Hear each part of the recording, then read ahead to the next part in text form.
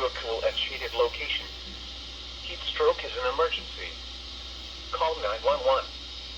For excessive heat safety information, National Weather Service in State College, Pennsylvania has issued a severe thunderstorm warning for northwestern Adams County in south central Pennsylvania, south central Cumberland County in south central Pennsylvania, east central Franklin County in south central Pennsylvania until 6 p.m.